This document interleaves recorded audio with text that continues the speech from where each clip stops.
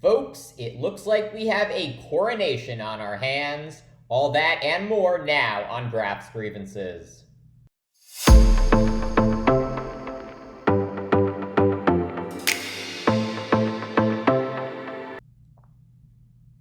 The first Republican presidential debate of the 2024 campaign cycle taking place last night, and the clear winners were not even there.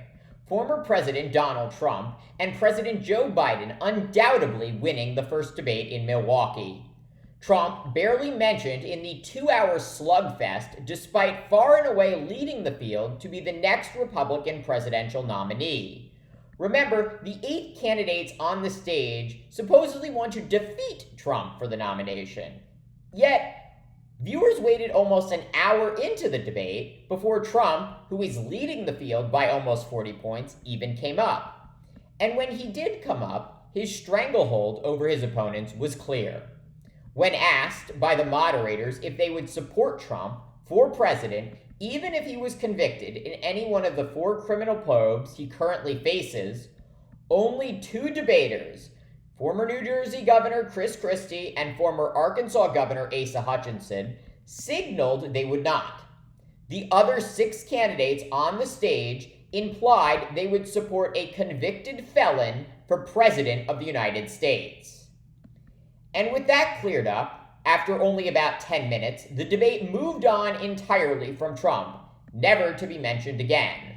Last night, reinforcing that the Republican Party is still the party of Trump, and no one in the GOP has the appetite to take him on.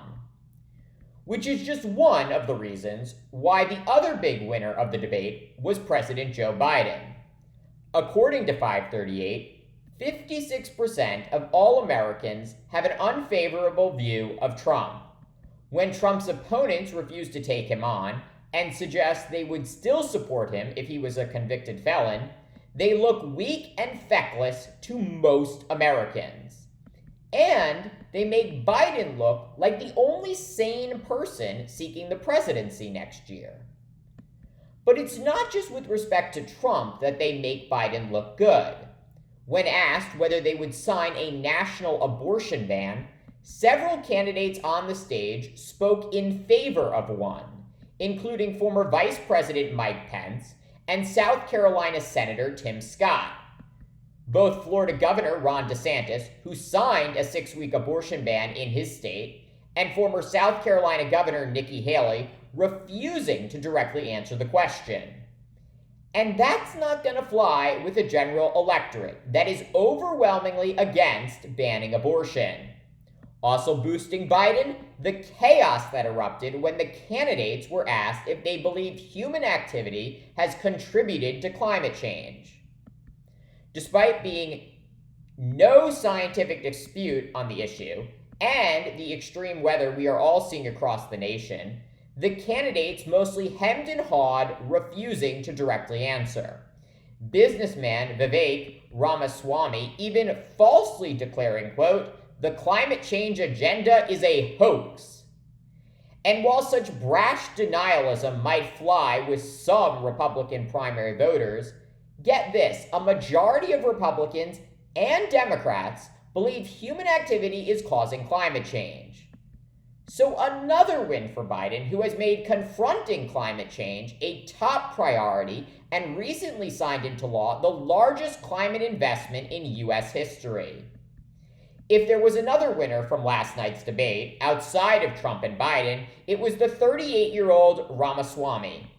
Just 6 months ago, literally no one knew who this guy was, and now he is center, literally and figuratively, of the first Republican presidential debate.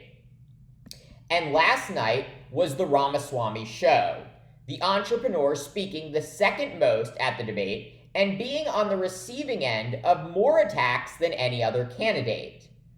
Ramaswamy also launching more attacks than anyone else.